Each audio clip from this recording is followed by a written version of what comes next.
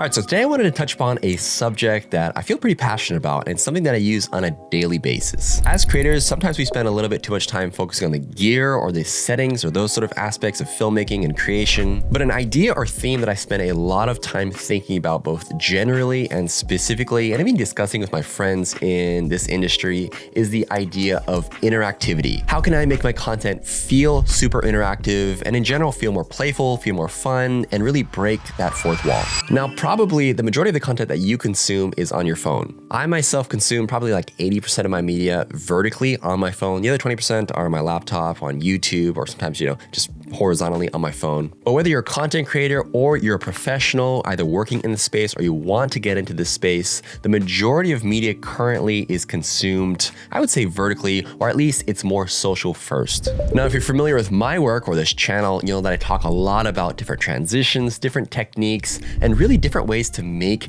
media or your videos feel more interactive, more playful, and more fun to watch. This all plays into the greater theme of interactivity. The goal is to make your audience feel like they're gonna stop scrolling and stop on your piece of content and interact with that piece of content, whether it's to view it longer or physically type in a comment or double click that like. You're looking at different ways to break that fourth wall and really make your content engaging and suck your audience in. Today, I'm gonna touch upon 7 different techniques that I use to help make my content feel more interactive.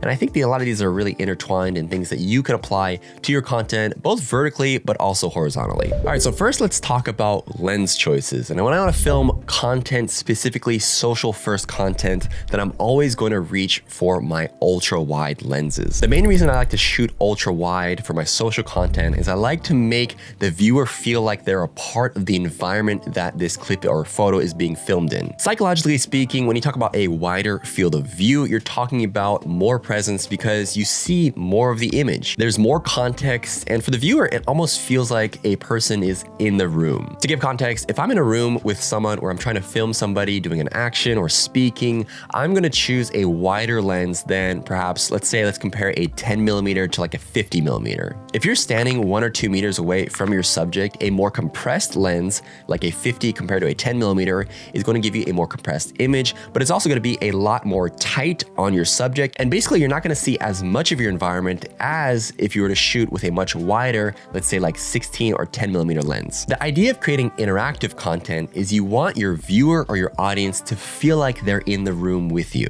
By filming with a wide lens, you can get really close to your subject that you're filming and really interact with them. The goal of interactive content is to create an environment where you feel like you're a part of the environment that you're filming in. And so by using a wide lens compared to a tighter lens, you can get a lot closer to your subject, and even the engagement between the person filming and a person interacting, it's a lot easier to interact with someone who's only like an arm's length away compared to somebody who's like 5 or 10 meters away.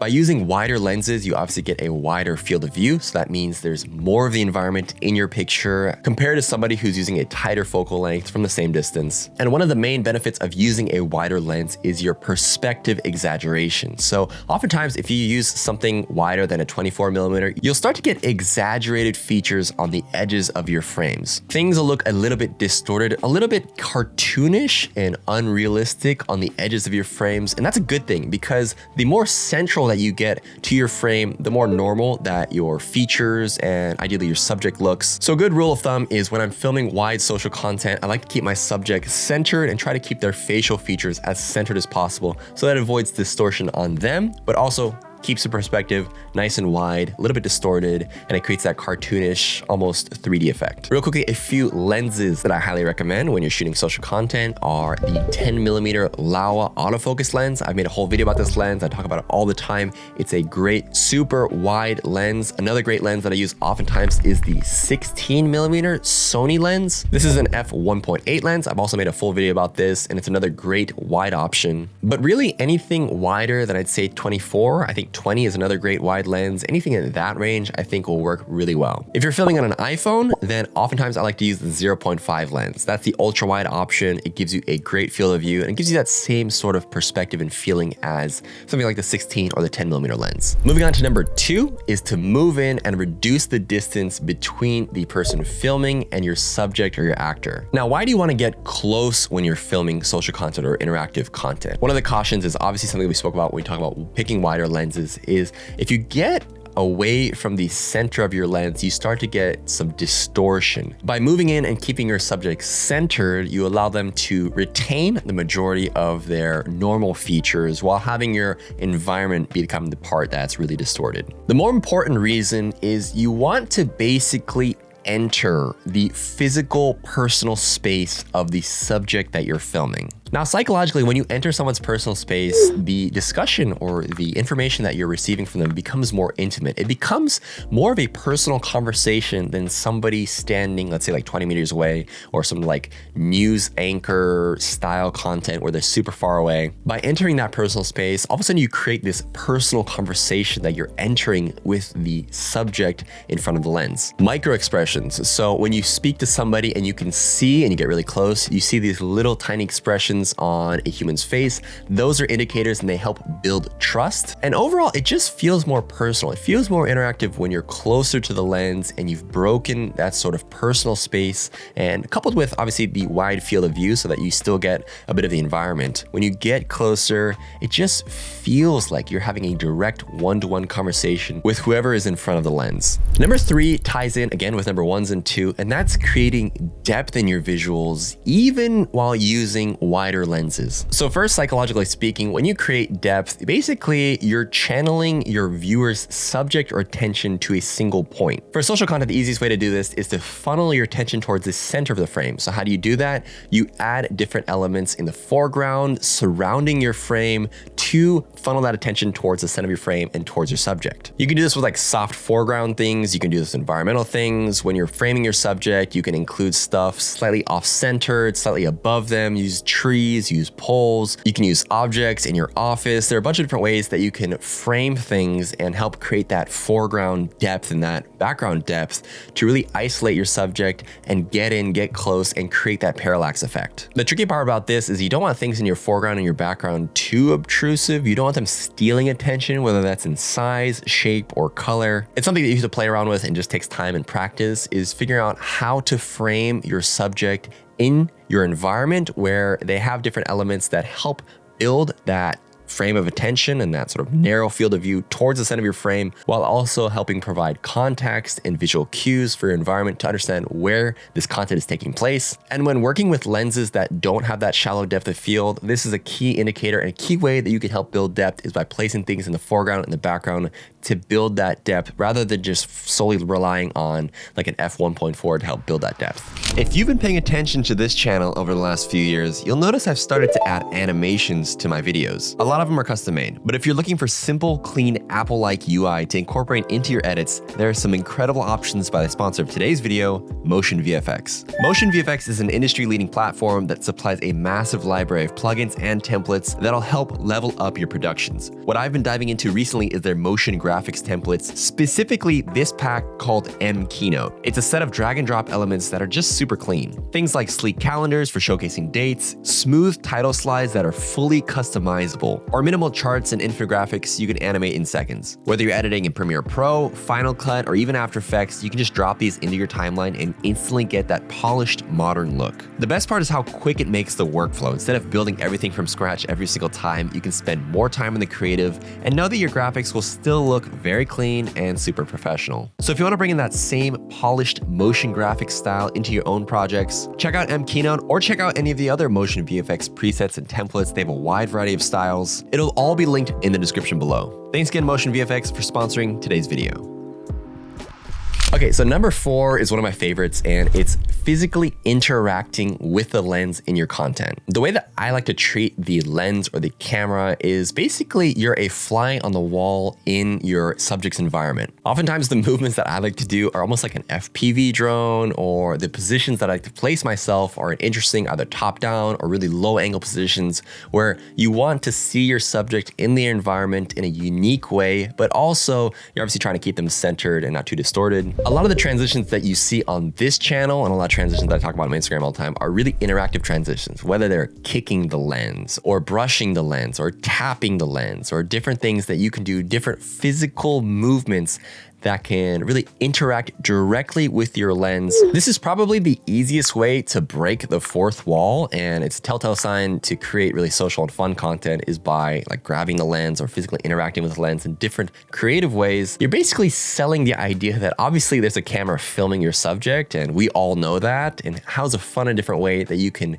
create this interaction between the audience and the subject that really jars the attention, but also keeps the content fun, interactive, and it just makes sense. I've got a bunch of transitions and examples on my channel, so I'm not gonna go too into depth of like specific different transitions that you can do to physically interact with the lens. But I would say that a key component of this when you're editing or when you're thinking about planning different transitions is the sound effects play a bigger role than you expect on the selling of the effect. If you've got a good visual transition, but you really fine tune the sound effects, that can help really sell the interactivity of the transition or the effect. Number 5 is center framing and eyeline. Now we spoke about earlier how having your subject in the center of your frame is key, and I agree, that's very important. That should be like your golden rule when you're shooting vertical content or social content. The golden rule is to have your subject center framed, and it kind of doesn't really follow the golden rule of thirds in traditional filmmaking, cinema, TV, where you have like your thirds and you try to keep them on one of the corners of your rule of thirds. That doesn't really work one-to-one when you're filming vertical social content, but a little trick that I like to use that avoids from having to shoot everything head on and dead centered in every single one of your shots is you can totally face to the side, face 45 degrees offset. The key to when filming a subject is to have your eye line centered in the middle of your frame. Some of the most iconic paintings utilize this really well, where they're slightly offset and they have their center eye line on the same center line. The Mona Lisa and some of the most famous photos utilize this technique where they're offset,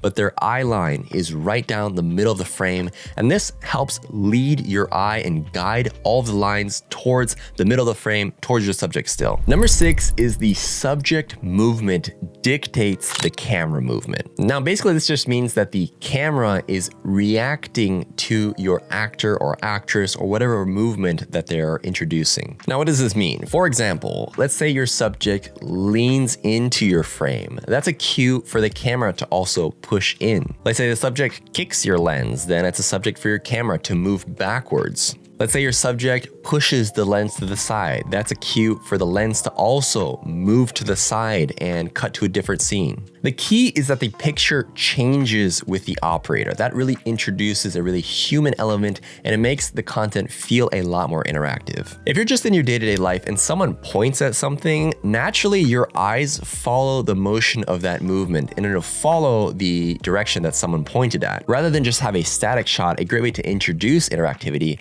is to pan your camera or follow your lens towards the direction that someone is pointing at. And that's just kind of like a simple way to think about how motion should initiate or dictate the movement of your lens, basically the eye of your viewer. A tricky part about this is to not overdo everything. So not all movements obviously have to dictate the way that your camera whips or pans. Sometimes it just gets a little bit too much, but a general rule of thumb is to try and mirror and follow the movement that is initiated by your subject. And number 7, another favorite, as I love graphic design, is utilizing your text placement really strategically. When you're creating social content, text on screen is really important. You'd be surprised at the statistics of people watching content on their phones, social contents with the volume off. A lot of times they're watching it on mute, either in public transportation or just, at the dinner table. A lot of times people don't listen to the music or the sounds that are playing. That's where having visual text in your social content is key, but how do you make it more interactive? You can get really playful with the position and the location of where your text appears on screen. And additionally, one thing that I like to do is animate my text. So adjust how it fades in and fades out and the timing of everything, being really intentional with where you place things, being playful with how it interacts with the foreground and background elements of your scene. These are little professional tips where you can help elevate your content while still making it feel really interactive, rather than just having kind of like copy and paste white text in the same exact location for every single video. It gets a little stale, it's not as fun, and it really doesn't elevate your content that much. A good rule of thumb is having text on screen should help aid your visuals. It shouldn't steal from your main visual cues. So keeping it in a way where it helps tell the story and it doesn't take away from the story is a golden rule that I always take with me as I'm thinking about where and when to place text. So yeah, those are 7 quick tips on how I like to keep my content super interactive, super fun, and I keep these with me, especially when I think about my social content. These are things that I talk about with my friends all the time, and these are things that we're constantly trying to fine tune, trying to figure out different ways where we can elevate our content while still making it feel super interactive. I feel a lot of content now, specifically for professional client use and even on just like personal content wise, it's almost all vertical. It's almost always for your phone. And these tips I think are really important and things that you should think about even if you're just like a seasoned professional and you're trying to work a lot more with social content. A lot of times you're on the sets and the vertical cut is more important than the horizontal cut. So it's trying to figure out how to frame vertically, how to make your content feel interactive in social first. Fortunately or unfortunately, that's just the name of the game currently. If you have any questions on anything that I touched upon today, please leave them down in the comments. If you have any tips or suggestions or things that you utilize specifically in your workflow, please leave them down below as well. It'll help everybody in the community. If you enjoy my sound design, my color grade, my effects, please check out my store. It'll again be linked down below in the description. It's a huge help to the channel and I really appreciate it. If you made it to the end of the video, I know you're a real one. Leave me an emoji. Let's do the ramen bowl for this video. Thanks again for watching to the very end, and I'll see you guys in the next one.